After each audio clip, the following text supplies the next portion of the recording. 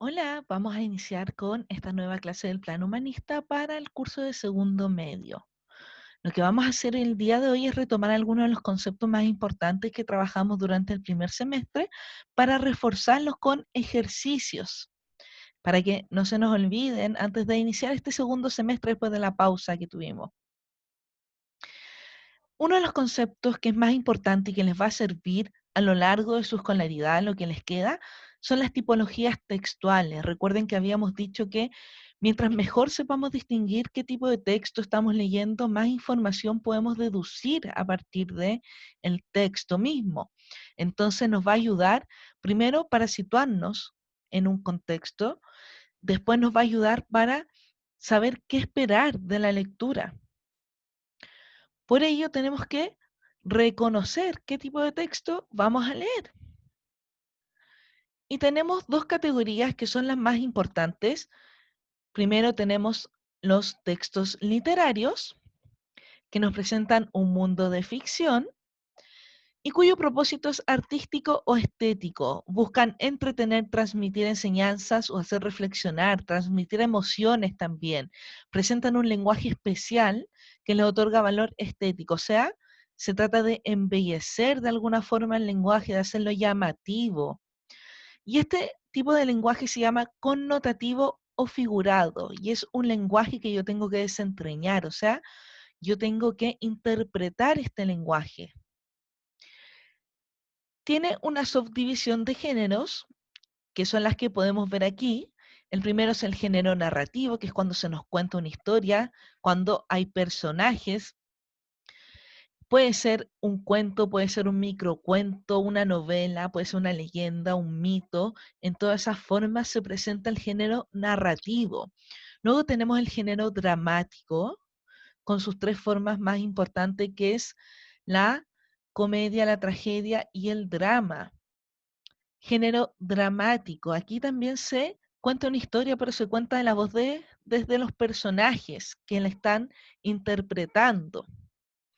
Y finalmente tenemos el género lírico, que se compone de las odas, los poemas, las canciones, y aquí es donde más se utiliza este tipo de lenguaje connotativo.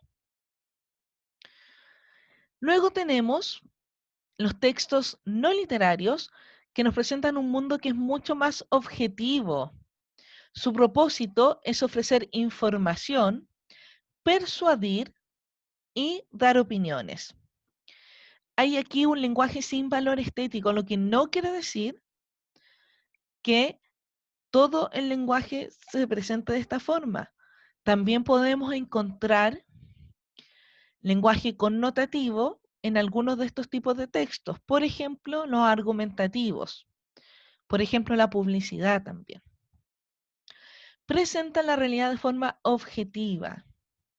Y tenemos la subdivisión entre descriptivos, que no están, como dice la palabra, describiendo algún lugar o alguna cosa, muy del tipo de una enciclopedia. Los explicativos, que es como muy del tipo del diccionario, no están explicando algo. Argumentativos, cuando se expone una opinión de por medio y se trata de dar argumentos a favor de convencer al otro. Aquí se utiliza la persuasión. Los instructivos, que podría ser perfectamente un código de leyes, por ejemplo, podría ser también una, un, em, una instrucción que venga en una lavadora para armar algo. Y los medios masivos de comunicación, que son estos tipos de texto ya que están generados para un gran público. Por eso es masivo. Por ejemplo, todos los que aparecen en los periódicos, que hoy en día también se reparten por redes sociales más que en los periódicos físicamente, porque ya no utilizamos tanto el ir y comprar el periódico, sino que seguimos las cuentas de Instagram y de Facebook y de todas las redes sociales de las páginas de estos periódicos. Entonces, ahí podría ser, por ejemplo, en la noticia, podría ir la columna de opinión, podría ir una carta al director, la editorial, el reportaje y muchos otros que conocemos o que hemos visto. Todos estos son textos no literarios. Entonces, ¿en qué consiste el ejercicio que vamos a hacer hoy día? Vamos a completar un cuadrito después de observar o de leer un texto con algunas de las características que este tiene y cómo lo puedo reconocer. Lo primero que tengo que hacer es reconocer la tipología textual y saber qué tipo de información me da de estos dos términos que vamos a retomar también: el contexto y la visión de mundo. En cuanto al contexto, recordemos que es el universo de circunstancias económicas, emocionales, políticas, religiosas, sociales y culturales que se evidencian a través de la lectura. O sea, todo lo que yo puedo evidenciar que está sucediendo en el momento o en el periodo que a mí me están relatando es parte del contexto. Si a mí me mencionan un año, si me mencionan un lugar, si me mencionan algún apellido, algún nombre de alguien, yo puedo utilizar esa información para poder deducir este contexto. En cuanto a la visión de mundo, se nos dice que es subjetiva porque tiene que ver un poco más con quién está expresando.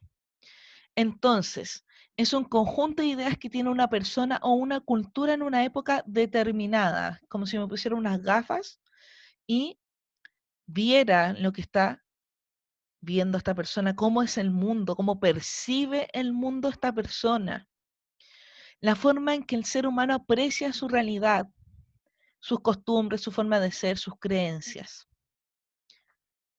Toda esa información la puedo sacar a partir de la lectura u observación. Entonces, nuestro primer ejercicio va a ser observar este video y ustedes pueden poner pausa y seguir el enlace que tengo aquí y que también voy a dejar en Classroom para que lo vean. Y ahora que ya lo vieron, podrán haber observado que era la animación de un relato, un microcuento de Santiago en 100 palabras, que iba acompañado además de esta voz que nos relataba el cuento. Entonces, vamos a llenar este cuadrito. Lo primero que tenemos que definir es si el texto es literario o no literario, qué tipo específico de texto es, qué características me ayudaron a identificarlo, el contexto o la visión de mundo, alguna de esas informaciones que yo pueda apreciar, y la síntesis, que ha sido lo que hemos ido trabajando a lo largo del primer semestre.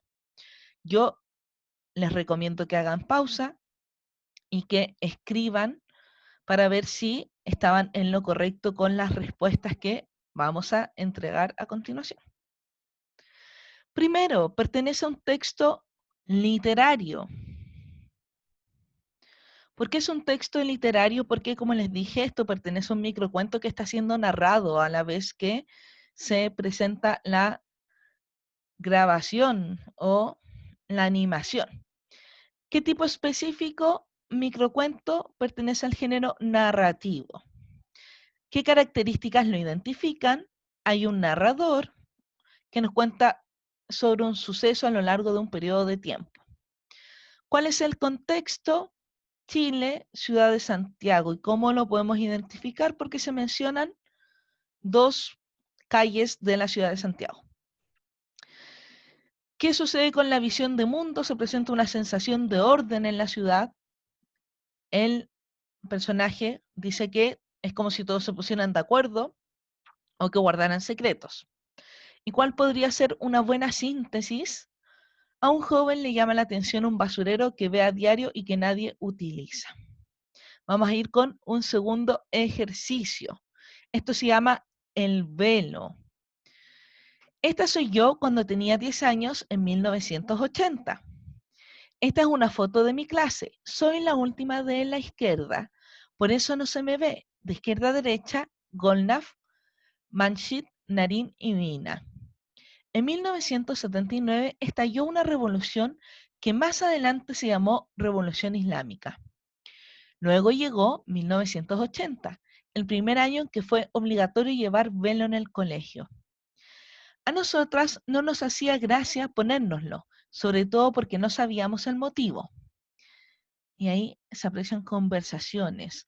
Hace mucho calor, ejecución por la libertad, devuélveme el velo, arre arre, soy el monstruo de las tinieblas. Entonces, pueden detenerse un ratito para que completen el cuadro. Yo voy a seguir por temas de tiempo. Pertenece al género literario, es un texto literario, y podría fácilmente confundirse con un cómic porque los dibujos no son tan detallados o tan terminados, pero hay algo que nos hace distinguir que esto se trata de una novela gráfica. Ustedes trabajaron con novela gráfica al principio de este semestre, así que tengo fe que lo hayan podido distinguir. ¿Qué lo hace distinguir? Primero, que se cuenta una historia a través de imágenes. Y lo segundo es que se tratan temas de profundidad, ¿ya?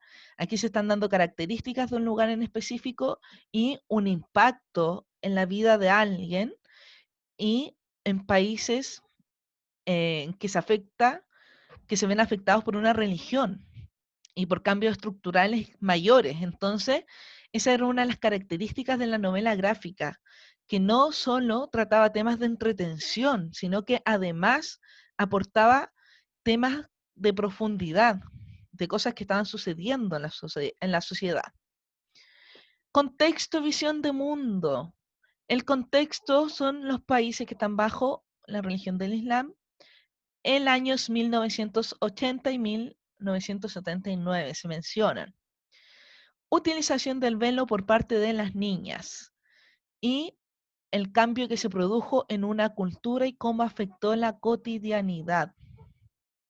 Cómo podemos observar que produce molestia porque las niñas no tienen idea por qué tienen que utilizar ese velo. Y como síntesis, tenemos, se narra el momento en que se decreta el uso obligatorio de velo para las niñas en la Revolución Islámica.